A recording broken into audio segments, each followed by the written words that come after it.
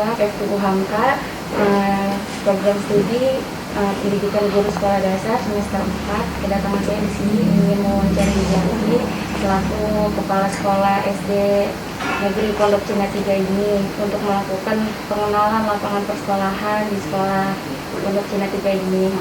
Tujuan saya melakukan pengenalan lapangan persekolahan di SD ini untuk mengenal beberapa hal. Yang pertama untuk mengenal kurikulum sekolahnya, yang kedua untuk mengetahui struktur organisasi dan tata kerja di sekolah ini, yang ketiga juga untuk mengetahui implementasi peraturan dan tata tertib di sekolah, kemudian juga untuk mengetahui kegiatan-kegiatan seremonial formal yang ada di sekolah ini, serta kegiatan kurikuler, kokurikuler dan ekstrakurikuler, serta implementasi praktik-praktik kebiasaan dan pembiasaan positif dari sekolah.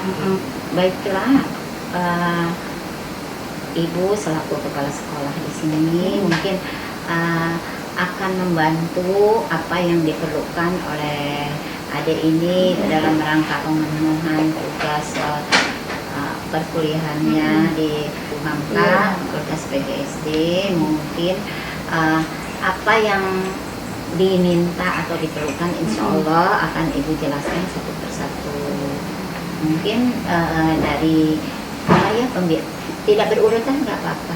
Iya, Kami sekolah ini yaitu sekolah negeri ya, yang melakukan pembelajaran yang biasanya 5 hari kerja, itu dari Senin sampai Jumat dengan kurun waktu kalau untuk tenaga pendidik itu 8 jam sehari.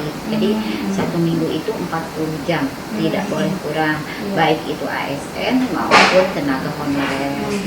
Adapun anak-anak pembelajarannya itu kalau tidak pandemi ini dari jam 7 sampai jam 13.15 itu KBM, terus diteruskan dengan eskul sampai dengan jam 3 meneruskan eskul. Nah, begitu juga eskul itu dilakukan seminggu sekali.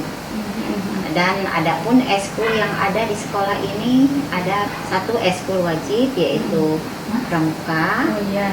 Pramuka itu terintegrasi ke mata pelajaran, tidak harus hari ini pramuka, tidak mesti, tapi kami sudah punya jadwal. Hari Senin tidak ada kayaknya, hari Senin itu, hari Selasa adalah karate, hari Rabu itu pramuka disiapkan. Kalau yang belum integrasi ke mata pelajaran silakan hari Rabu kalau mau ada praktek lapangan misalkan. Kalau yang terintegrasi itu bersifat pengenalan aja atau teori gitu ya, yang ringan-ringan. Kemudian hari Kamis itu diganti dengan drum band yang asalnya hari Senin. Kebetulan hari Senin itu banyak libur ya, fleksibel lah antara hari Senin sampai hari Kamis. Kemudian hari Jumat itu adalah pencak silat. Yang dari luar pelatih eskul yaitu pencak silat sama drum band. Sisanya dari guru. Sisanya di sekolah. Dan waktu belajar anak-anak selama pandemi ini dilakukan secara daring, online, dan ada juga luring, luar jaringan, yaitu berupa home visit ataupun orang tua yang menyerahkan dan mengambil tugas secara manual ke sekolah. Dan adapun pembelajaran di masa pandemi ini terbatas dari jam 7 sampai jam 12 karena keterbatasan waktu, kuota juga. Mereka itu tidak semua punya HP Android, ya maklum lah kita kan orang dalam sini gitu ya, walaupun ada di pinggir Margonda, di Margonda, tapi kan mayoritas orang-orang pribumi yang di sini, yang di dalam banyak kan orang-orang ngontrak di dalam. Jadi kita juga menyadari keterbatasan baik itu siswa atau di orang tua. Kita juga menyadari dengan keadaan seperti ini. Adapun susunan sekolah di sini organisasinya, dan adapun guru selain mengajar kelas juga punya tugas tersendiri tambahan. Misalkan ada yang UKS, ada yang kepramukaan khusus yang mengordinir, yang memberi arahan. Kemudian yang perpustakaan juga ada. Kemudian bagian kebersihan, UKS juga kan biasanya diberdayakan dokcil. Mm-mm. Nah sekarang kan anaknya tidak boleh ke sekolah kita, Mm-mm. jadi Mm-mm. yang diberdayakan hanya kita pembiasaan menyiapkan aja kayak tempat cuci tangan. Oh, iya. Jadi ya sesuai dengan protokol kesehatan yang dianjurkan pemerintah, insya Allah di sekolah ini sudah disiapkan. Mm-mm. Kami penyemprotan walaupun siswa tidak ada, tetap ya hari Senin seminggu sekali disemprot menggunakan cairan. Bagaimana karakteristik umum peserta didik yang di sekolah ini? Apa secara usia sudah mengikuti peraturan dari pemerintah atau masih? Kalau untuk dari peraturan pemerintah kami di usia sudah memenuhi, karena kan memang sekarang itu yang diutamakan usia dan zonasi. Adapun yang seandainya kurang 1 bulan, 6 tahun itu bisa diterima, tapi dengan catatan harus ada surat dari sekolah bahwa anak itu betul-betul mampu bisa. Kalau tidak ada itu tidak bisa. Adapun di sini ada kurang dari 5 siswa-siswa yang memang berkebutuhan khusus, berkebutuhan khususnya dari IQ-nya yang agak terbelakang lah. Itu pun kami suka bantuan dari UI, dan selama ini kami masih bisa membantu, cuman tidak maksimal gitu, nggak seperti punya guru khusus kan. Kalau yang itu harus, ya, kami tidak punya. Di Beji ini yang punya guru pendamping hanya 1 sekolah, yaitu SDN Beji 2 yang di Jalan Arif Rahman. Jadi mayoritas sih normal-normal aja, dan zonasi alhamdulillah. Jadi kami mayoritas yang warga Pondok Cina dan pengirim karet. Selanjutnya kalau di sini tata kerjanya atau prosedur kerjanya untuk di sekolah ini bagaimana ya? Kalau dulu itu datangkan jam kerja itu jam 6:30, diharapkan guru sudah ada menyambut kedatangan siswa. Jam 7 kurang seperempat kita bel masuk dengan biasa pembiasaan, berbaris, kemudian berdoa, pembacaan surat pendek, membacakan Asmaul Husna. Itu pembiasaan-pembiasaan yang ada di sini. Selanjutnya, apakah tata tertib peraturan di sekolah ini dibuat secara bersama-sama atau memang sudah ditetapkan dari Dinas Pendidikan? Kita dibuat sesuai dengan keadaan sekolah, tapi mengacu ke dari pendidikan. Yang penting tidak keluar dari jalur itu, ditambah disesuaikan, tapi tidak boleh keluar dari jalur yang sudah ditetapkan. Kalau peraturan sekolah kan bisa berubah-ubah gitu ya Bu? Iya. Itu dibuatnya kalau misalnya berubah-ubah itu bagaimana? Jadi kesepakatan peraturan yang dibuat itu kita berdasarkan musyawarah, walaupun itu memang ketentuan dari pemerintah. Selanjutnya, bagaimana sekolah mensosialisasikan tertibnya kepada semua siswanya?